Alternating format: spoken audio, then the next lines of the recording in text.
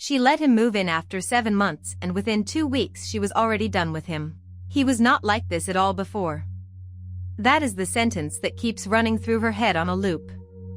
Because the man who just moved into her house, the one asleep on her couch at 2 in the afternoon with a phone in his hand and dishes in the sink, that is not the man she agreed to this with. That is not the man who drove 3 hours to see her on weekends. That is not the man whose hotel room was always spotless, who had his life together, who made her feel like taking a chance on love again was actually worth it. And now he is barely 2 weeks in and she is already wondering if she made the biggest mistake of her life. She is not being dramatic. She is not overreacting. She let a man move into her home after 7 months of dating because they had a plan, a real grown-up plan with conversations and agreements and expectations laid out clearly. And now the plan is nowhere to be found and she is standing in her kitchen asking herself how she got here. She is asking that question with dishes in the sink and laundry unfolded and a renovation sitting half-finished, all the things he said he would help with, all the things he agreed to before he even packed a single bag. Let us actually go back to the beginning because this story deserves to be understood properly. She is 34.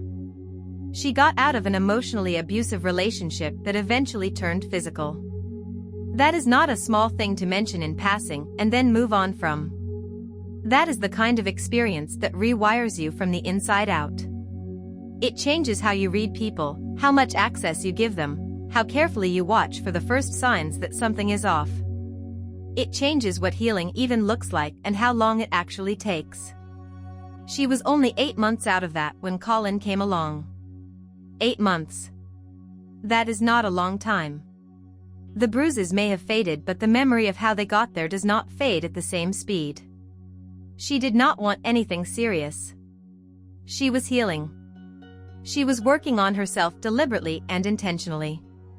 She was spending time with family, getting her feet back under her, remembering who she was before someone else spent years trying to convince her she was less. And then this man walked into her life and completely rearranged her defenses. They hit it off. She gave it a chance despite the reluctance, despite the voice in her head that told her it was too soon. And here is the thing, the relationship was not easy even in the early stages. He was working a long-haul fiber optic installation project spanning from Detroit all the way to Washington. He was moving from city to city, living out of hotels and short-term rentals, following the work wherever it led. When he was in Ohio, they were in the same place, close enough to breathe the same air, but eventually he moved to Pennsylvania for the next phase of the project and now they were a full 3 hours apart. They were taking turns making that drive, planning it around their schedules, spending the trip mentally preparing to say goodbye again before they had even arrived. That is exhausting in a way that quietly wears on you over time. That is real commitment showing up as inconvenience accepted without complaint. That is both of them choosing each other even when it would have been easier and honestly more comfortable to just stop. And then he lost his job at the end of March. Just like that, let go from the company, no more project, no more title, no more structure. The thing that had been organizing his entire life and identity for who knows how long, gone. She works remotely so she is not physically tied to any one location. They sat down and they talked it through the way adults are supposed to. The plan was that he would go back to Mississippi, get his personal vehicle since he had been using a company truck this whole time and now that was gone too, drive up to Ohio, move in with her, and actually give this relationship a proper shot in the same space for the first time. A fresh start. A real foundation. And yes, the agreement absolutely included him immediately starting his job search, because they both knew that was not optional. It also included him helping around the house, keeping things tidy, pitching in with laundry and cooking and the renovation projects she already had in progress, things she had been managing alone that he could now help carry. That was the deal. That was the agreement they shook hands on together. He said yes to all of it, without hesitation, without conditions.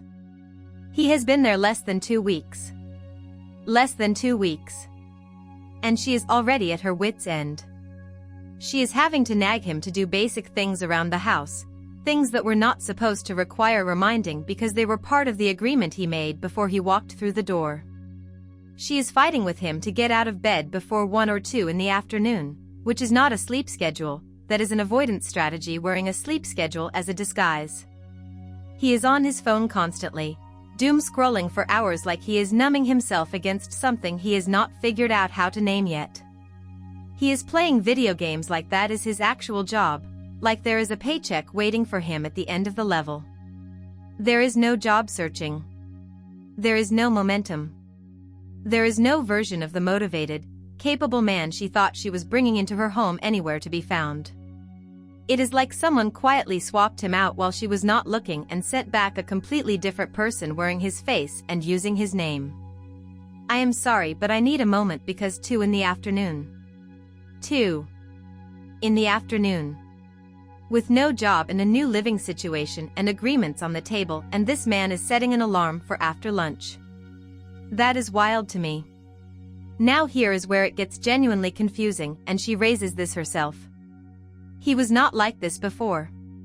When she visited him during the job, his hotel room was clean, not just passable but actually tidy in a way that suggested he took pride in his space.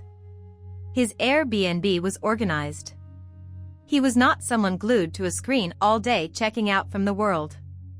He seemed put together, capable, someone who carried himself with the quiet confidence of a person who knew what they were doing and where they were going.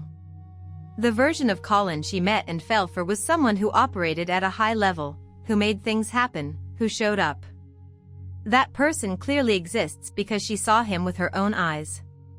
She dated him. She drove 3 hours for him. So what happened between then and now, and why does it feel like the answer is something neither of them is fully ready to say out loud?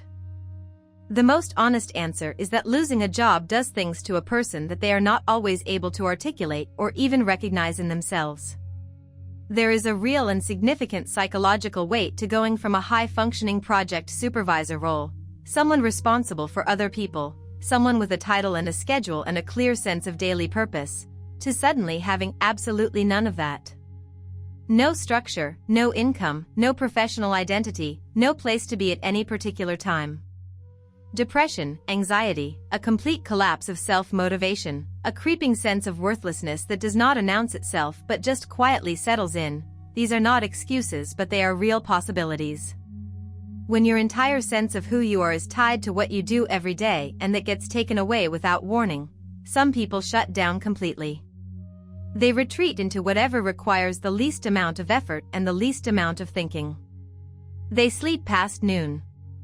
They disappear into screens. They stop being who they were because who they were no longer fits the situation they are standing in. But here is the critical part that she should not lose sight of. Understanding why something is happening does not mean you are required to silently absorb it in your own home. She tried to be patient. She had conversations. She asked, probably more gently than he deserved, for the things they had agreed to. And what she got in return was behavior that made her feel like she was the problem, like asking a grown man to fold laundry or get off the couch was an unreasonable imposition, like her expectations were the issue and not his failure to meet them. And this is where her personal history becomes really important and should not be skipped over. She came out of an abusive relationship not even a year before Colin arrived. She knows from lived experience what it feels like to have her needs consistently dismissed. She knows the particular sting of being made to feel unreasonable for asking for basic respect and basic decency. She worked hard to heal from that. She was intentional about it. She was careful about who she let in and how fast. And now she is standing in her own house, the house that is hers, feeling like she is somehow wrong for expecting a grown adult man to contribute to the household he agreed to be part of. That feeling is dangerous for her specifically. That dynamic, where her standards are the problem, is one she has lived in before and it did not end well. Because she has been in a place where her standards were slowly eroded until she had none left at all, and she knows she cannot go back to that. She says she is beginning to resent him. And that matters enormously, especially this early. Resentment in a relationship that is barely 8 months old, in a living situation that has existed for less than 2 weeks, is not a minor friction point to work through. That is a flashing red alarm going off at full volume in a quiet room. Resentment does not dissolve on its own with enough time or enough goodwill. It compounds. It calcifies. It seeps into ordinary moments and poisons them. It eventually turns into contempt, and contempt is the thing that makes relationships genuinely and permanently irreparable. She is not being melodramatic by taking this seriously right now. She is being perceptive. She also uses the phrase bait and switch, and I think that phrase is doing a tremendous amount of heavy lifting in this story. Because what she is really describing is the gap between someone and their representative. She dated his representative for 7 months. Motivated, tidy, present, attentive, capable. The version of himself he projects when he has external structure holding him up. And now that the structure has been removed and he is left to his own internal resources, she is finally meeting who he actually is without any scaffolding. And that person and the person she agreed to share her home with are simply not the same. The question she is really asking is whether she is wrong for considering asking him to leave after less than 2 weeks. And the fact that she is even framing it as a question, the fact that she is wondering if she is the one being unreasonable, tells me everything I need to know about where she is emotionally right now. Now here is my honest take, and I am not going to soften this. Colin is going through something, probably something real and heavy and directly connected to losing the job that anchored his identity. That deserves genuine empathy. But empathy does not mean absorbing the full weight of someone else's unprocessed struggle inside your own home, especially when you spent years learning the hard way that you are allowed to have limits. She did not agree to be his therapist or his alarm clock or his motivation coach. She agreed to a partnership. A real and equal one, with contribution and presence from both sides. That is not what is happening in that house right now. The fact that she is already using the word resent, the fact that she is describing genuine confusion about who this person is, the fact that she came out of abuse and is now being made to feel like her expectations are the problem in her own home. All of that together tells me that the most productive and honest thing for both of them right now is a direct and specific conversation. Not a nag. Not a fight with dishes flying and voices raised. A real sit down. This is what we agreed to, this is what I am actually seeing, this is what has to change, and here is the specific timeline I am working with conversation. Give him the room to explain what is going on. Give him the space to be honest about whether he is struggling with something he has not named yet. But also be completely clear that her home is not a place where she will watch herself become smaller again. She spent too long and too much of herself getting back to full size. If that conversation happens and nothing changes, she is not the a-hole for asking him to leave. She would be the one finally taking care of herself the way she always deserved to be taken care of. Final word count, 1,891. The script came in below the target. Expanding the 3 shortest substantial paragraphs now. She is not being dramatic. She is not overreacting. She let a man move into her home after 7 months of dating because they had a plan, a real grown-up plan with conversations and agreements and expectations laid out clearly before a single bag was packed or a single mile was driven. This was not impulsive. This was not 2 people caught up in a moment of emotion making a decision they had not thought through. She thought about it. She weighed it. She asked the hard questions and got answers that satisfied her enough to say yes. And now the plan is nowhere to be found, and she is standing in her kitchen asking herself how she got here, surrounded by the evidence of promises that evaporated the moment they stopped being hypothetical. He has been there less than 2 weeks. Less than 2 weeks, and the gap between who she thought was moving in and who is actually living in her house is already wide enough to feel like a canyon. She is having to nag him to do basic things around the house, things that were not supposed to require reminding because they were part of the agreement he made before he walked through the door. She is fighting with him to get out of bed before 1 or 2 in the afternoon, which is not a sleep schedule, that is an avoidance strategy wearing a sleep schedule as a disguise. He is on his phone constantly, doom scrolling for hours like he is numbing himself against something he has not figured out how to name yet. He is playing video games like that is his actual job, like there is a paycheck waiting for him at the end of the level. There is no job searching happening. There is no momentum building. There is no initiative being taken and no accountability being offered.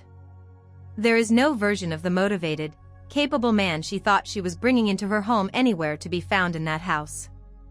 It is like someone quietly swapped him out while she was not looking and sent back a completely different person wearing his face and using his name and sleeping in her space like he earned it. The question she is really asking is whether she is wrong for considering asking him to leave after less than 2 weeks. And the fact that she is even framing it as a question, the fact that she is wondering out loud whether she is the unreasonable one in this situation, tells me everything I need to know about where she is emotionally right now. She is a woman who went through something serious, who rebuilt herself carefully, who made a deliberate and thoughtful decision and is now second-guessing her own right to feel disappointed when that decision turned out differently than she planned. She is not wrong. She is not being harsh. She is not being unreasonable. She is a woman who very clearly laid out terms, got a yes to every single one of them, and is now watching those terms be ignored day after day in real time. She has every right to revisit the decision she made. She has every right to decide that what she is seeing is not what she signed up for. His parents refused to fund his college, then expected full Asian sun treatment in return. He spent his entire 20s grinding. Not building memories, not having the kind of fun people look back on with warmth, not taking chances or being reckless the way young people are supposed to be. Grinding. Compensating. Climbing a mountain that was made twice as steep because the people who were supposed to give him a head start decided that was not their responsibility. And now those same people are getting older and looking at him with soft eyes and asking where their devoted son went. And he has an answer for that. He remembers exactly where that son went. Let us set the scene properly because context is everything in this story. He is 29, living in an Asian country where the social contract between parents and children is not subtle or unspoken. It is explicit. It is cultural bedrock. Parents fund their child's education, and in return children care for their parents when they are old. Not occasionally. Not financially if it is convenient. Fully. Physically, emotionally, financially, all the way to the last breath. That is the deal. That is the understood agreement that essentially every family in his social circle operates on. It is not written down anywhere. It does not need to be. Everyone absorbs it the same way they absorb the language and the food and the rhythm of family life. He knew it. His parents knew it. Every aunt, uncle, neighbor, and family friend knew it. It is not a secret code. It is just how things work. He was a good student. His final year of high school results were strong enough that he had a real future in front of him. He wanted to study engineering. Picture him at 18, sitting with those results in hand, feeling for the first time that the hard work had actually translated into something real and tangible, something he could build a life on. He was not asking for something frivolous. Engineering in his country is competitive, demanding, and requires a significant financial investment to pursue properly at a good institution. But his family was upper middle class. Their household income was in the top 10% nationally. He is their only child. Not one of several children splitting their parents' resources. The only one. And he watched families earning significantly less than his parents, families with multiple children, families where money was genuinely stretched thin, managed to fund their kids' education without much drama. It was not a financial impossibility for his family. Not even close. And then his parents said no. Their reason was not that they could not afford it. Their reason was philosophy. Self-growth. Independence. Becoming strong early. Imagine hearing those words at 18 after pouring yourself into your studies. Imagine the specific confusion of being told you are being given a gift wrapped in the shape of refusal. All of which sounds almost reasonable until you realize that those words do not translate into the reality he was living in. This is not a country where you work part-time to fund your studies. The academic pressure is too intense for that. The curriculum does not bend to accommodate a side job. This is not a country with robust student loan infrastructure accessible to an 18-year-old with no income or collateral. Nobody hires someone that young for anything that pays enough to matter. The philosophy his parents invoked was borrowed from a Western framework that does not function in the environment he was actually standing in. They handed him a tool that does not work in the place they live and called it a gift. Oh, I am sorry, self-growth? At 18? In a system that was not built for that path? That is not parenting. That is outsourcing your responsibility and giving it a nice name. So what happened? He took the only real option available to him. A lower-ranked college offered him a full scholarship and he took it. Not because it was his dream. Not because it matched his results. Not because he woke up one morning excited about what that institution could offer him. But because it was the only viable path when the people who should have opened the door refused to. He signed those papers knowing exactly what he was signing away. And he knew what that meant for his career. College prestige matters deeply in his job market. Employers notice. Recruiters notice. The invisible ceiling that gets placed over graduates from lower-ranked institutions is real and documented and felt in every interview room. This was not just a different starting line. It was a structurally harder road for the next decade of his life. And he walked it anyway because what else was he going to do? He spent his entire 20s working harder than people around him had to. He sacrificed the time, the experiences, the breathing room that his peers had. While others were building friendships, exploring hobbies, dating, traveling, making the kinds of mistakes that are actually fun to think about later, he was grinding against a headwind that should never have existed. He clawed his way to a stable position through sheer relentless effort. And he did it while carrying the quiet knowledge that his parents had chosen a philosophical stance over his future when they had every means to do otherwise. That does not go away. That kind of thing does not get filed and forgotten. It sits in you like a stone in still water, present and heavy and unchanging no matter how much time passes. It changes how you understand who your parents are and what they actually value when tested. When it costs nothing, anyone can love you generously. The real answer comes when something is actually on the table. Now his dad is retired. His mom is approaching retirement. And they have started making their needs known. They are getting older. Their bodies are slower. The house feels bigger and quieter than it used to. They would like him nearby. They need emotional and physical support. They want him to come live with them. They speak about it the way people speak about things they consider obvious, things they assumed were always going to happen and simply need to be arranged. And here is the part that he finds almost breathtaking in its hypocrisy. These are the same parents who raised him on a very specific westernized idea of independence. Their version of it, shaped by movies and television and a selective reading of how life works elsewhere, where children leave at 18 and build their own lives and everyone is better for it.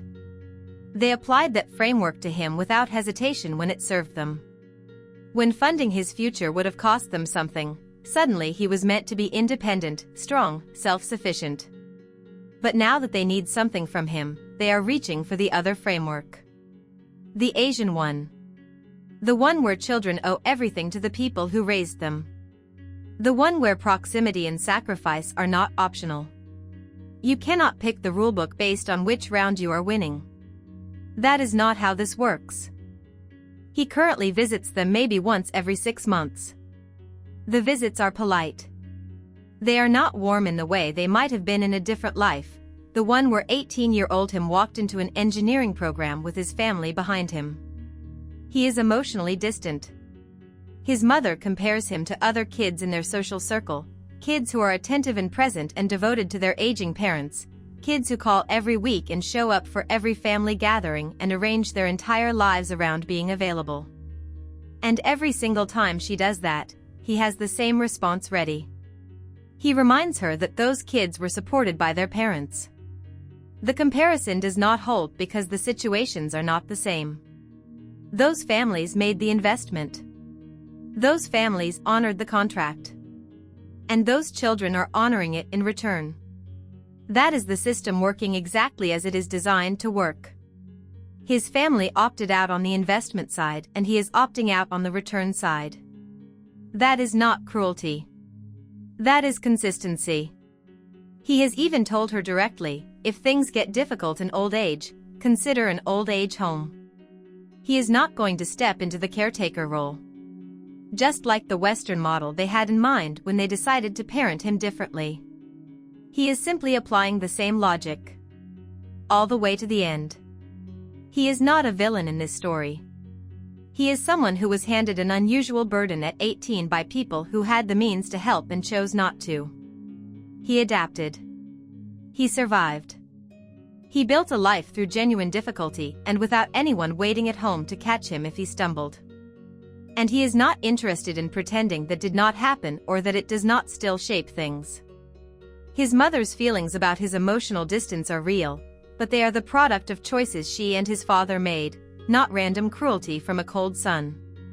Now let me be honest about where I land on this because it is not entirely simple even if the core answer is clear. His parents likely did not imagine this outcome.